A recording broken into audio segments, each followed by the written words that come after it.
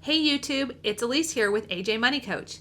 So you've been hearing the word inflation a lot lately, like why your groceries are costing more, right? Well, have you heard about the term lifestyle inflation?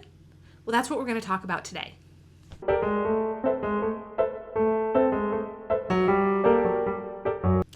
So before we get started, if you haven't already, please hit subscribe below so that you can know as soon as I drop a new money video.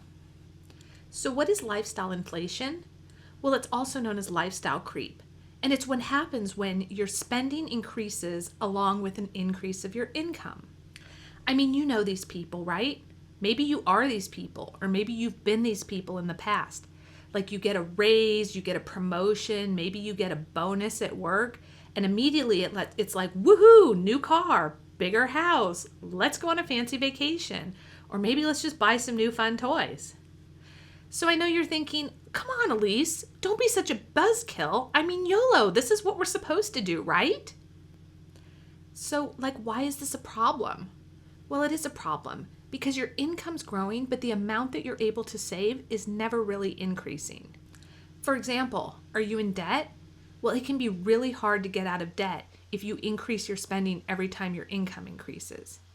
It can also be hard to save for retirement or for other financial goals that you might have. And it keeps you in a paycheck-to-paycheck cycle forever. Lifestyle creep also can make it really hard for you to leave a bad situation. Have you seen my Never Again moment video? If you haven't, take a look at it here. So how do you avoid lifestyle inflation? Well, the first thing I'm going to tell you to do is to actually do the math when you find out that you're getting a raise or maybe a promotion or a bonus.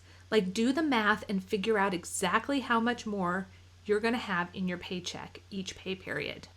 The next thing I want you to do is to commit to setting a portion of that money aside to meet your goals.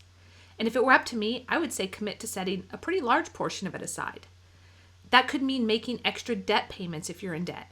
That could mean going in and increasing the amount that you're contributing to your retirement savings, like your 401k plan or your Roth IRA. Of course, I want you to treat yourself on a smaller scale or upgrade something if you need to, because I do want you to enjoy the fruits of your labor. And the final tip I have to avoid lifestyle inflation is to automate these things. Automate your debt payments, automate your retirement savings. Go in when you find out that you're going to get a raise and bump up that 401k contribution by a few percent. Bump up the payment that you're making to your car or your credit cards or your student loans by a few $100s. Whatever the case may be, go in, automate that, and just have that money go before it ever gets a chance to land in your checking account where you'd be likely to spend it. So hopefully you now have a better understanding of lifestyle inflation.